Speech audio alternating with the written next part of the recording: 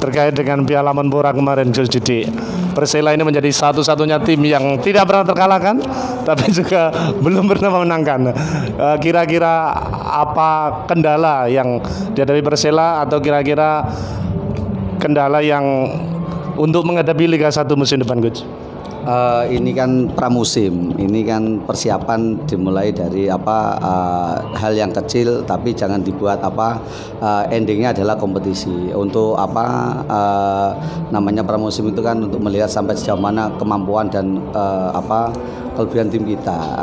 Kemarin kebetulan tim yang kita hadapi adalah tim yang notabene sudah pemainnya udah bagus-bagus, udah kontrak, kita masih seleksi, tapi itu gak menjadi alasan buat teman-teman kita supaya yang saya tekankan ke pemain, bagaimana tim Lamongan yang terkenal kota kecil itu akan menjadi besar dengan prestasinya. Ini yang tak tekankan ke pemain kemarin, supaya yang memenangkan pertandingan itu bukan klub yang besar, bukan nama yang besar, tapi semangat yang berkobar. Itu yang tekan ke pemain, biar supaya teman-teman kita tahu, biar kita juga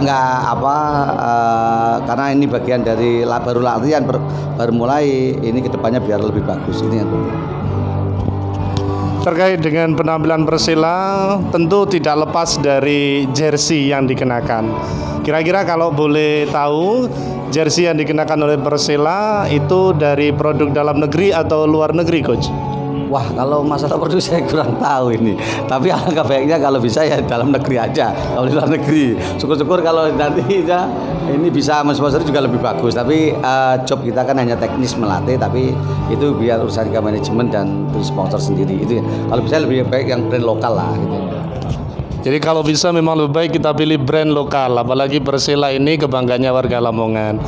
Coach, dari beberapa pertandingan Piala Menpora yang sudah dilaksanakan, menurut Coach Didi pertandingan yang paling berat atau yang paling greget gitu di Piala Menpora ini pertandingan versus klub mana, dan kira-kira alasannya seperti apa, Coach? Yang jelas semua pertandingan berat, karena tim yang kita hadapi pertandingan pertama tahu sendiri Sleman, tim yang bertabur bintang, pelatihnya juga UEFA, di atasnya AFRI dan AFRO. Tapi kita datangkan ke pemain, pertandingan pertama sudah terlewati, pertandingan kedua kita 1-1. Kita kena tendangan Bruno Lopez. Setelah itu kita juga dapat mencetak 1 gol, dan lawan Persibaya juga banyak peluang. Tim mulai pertama, kedua, ketiga, keempat sudah makin progres. Yang terakhir lawan Kediri kita udah unggul, kita menghadapi pemain yang 10, kita 11, karena emosi akhirnya kita kena penalti. Itu buat pembelajaran teman-teman kita ke depan, kompetisi nggak boleh terjadi, karena kompetisi ada 34 pertandingan, ini baru 4, belum seperempatnya, belum tapi dengan situasi seperti ini kita bisa belajar dari pengalaman Piala Menpora. Nggak boleh terjadi di kompetisi ini yang terpenting. Piala Pramusim, Piala Menpora menjadi evaluasi bagi manajemen dan juga tim teknis pelatih tentunya. Kira-kira dari hasil evaluasi yang sudah ada, untuk tim Persela sendiri yang kira-kira perlu dibenahi secara teknis dari taktik dan juga pemain, kira-kira seperti apa, Coach, dari hasil pertandingan Piala Menpora?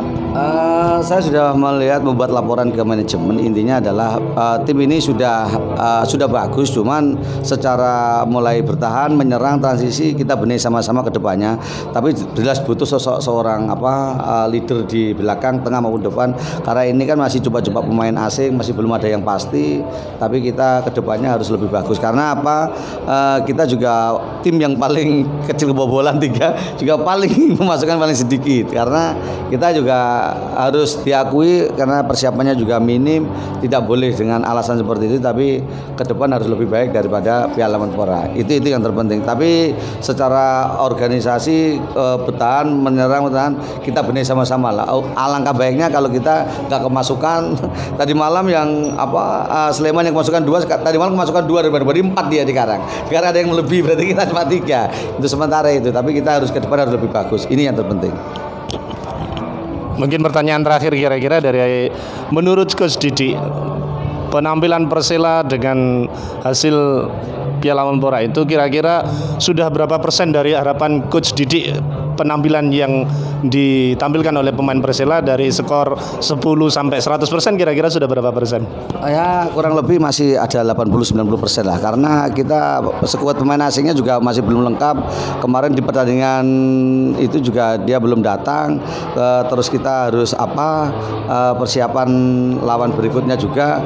Kita semoga aja dengan kepastian liga ini kan kita enak sebagai pelatih bisa membuat periodisasi dalam bentuk sebuah klub, tim agar menjadi lebih baik. Karena kalau ada kejelasan dari kompetisi, izin misalkan, kita tuh enak membuat programnya itu ke depan lebih enak.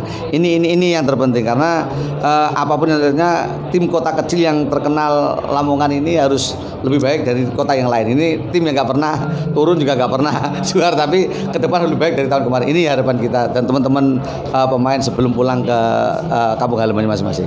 Sambil menunggu informasi manajemen ke depan, harus kita komunikasikan bahwa pemain harus jaga kondisi di saat bulan Ramadan. Ini yang terpenting. Terakhir coach, pesan-pesan untuk El Amania dan juga Kurva Boys agar tetap setia untuk mendukung Persela. Saya berpesan pada supporter Lamongan, Lamania maupun Kurva Boys, yang terpenting dalam saat seperti ini dukung dari rumah. Jangan lupa pemain jangan dibully lah. Kita sudah mati-matian, kita jangan sudah mati-matian bahwa semua mati-matian demi lambang di dada. Ini yang terpenting. Dukungan tanpa penonton kita di lapangan nggak bisa apa-apa. Tapi dukungan moral ini yang perlu kita tekankan ke Lamania maupun Kurva Boys dan supporter lainnya. Itu yang terpenting. Terima kasih Coach Didi.